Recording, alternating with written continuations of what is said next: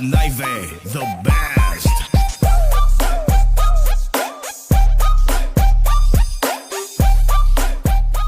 Okay, so tuloy pala natin yung review natin nito. Ayan. So, kita nyo naman, kayo na lang maghusga ng nilalaman ng Empire 735 na ito. Empire 735. So, kung inaalala nyo yung Sakura, nandito yung master volume. At nandito, itong portion na to, nandito yan. So, ito, biniliktad. Yan. So, na yung mga control nandito na, sa kaliwa na. At nasa kanan yung mga effects. Yan, pati yung loob, yan. Husgahan nyo na lang guys. Kung ano yung pwede nyo husga. So, 2 pairs. Tapos yung transformer. Panang anemic. Or payat. Payat na mababa rin yung supply. Ano lang siya? Bala, 39 volts. Yan, 39. Tapos 17,017 para sa tone control. Tapos capacitor 63 na rin by 6,800.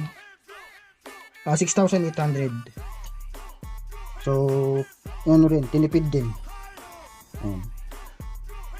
Okay, so paras na ng 735 ang main amp. Ganon din yung input, pati yung LDO na yon, pati yung terminal or yung binding post, pati parehas yung heatsink. Yung pinagkaiba lang, transformer at output capacitor. Tapos mukha, yung front panel niya. Okay, husgahan nyo na lang guys.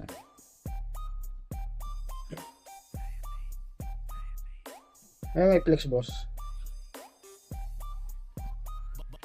Ayan. So mayroon pala tayong bisita dito guys. Ayan, taga QC. Ayan si boss. Ano pangalan nito boss? John Mar. Si John Mar. From Quezon City. Ayan, sa Litix no? Litix. Ayan, sa Litix. Ayan, meron siyang ipapayo sa Trident powered mixer. So loaded tayo. Tingnan na natin mamaya kung maisingit natin para sa check up. Okay, ayan na. Tapos na yung kalbarya natin dito. Okay, ito yung ating nakolekta na sira. Yan, bali dalawang volume. Kasi nga issue doon sa tone control. Tapos dalawang output. NPN at PN3. Dalawang fuse. Tapos resistor na 560 at 1K. Ayun. Yan, tapos yun na. Yung dalawang pinalitan natin, yung side na ito.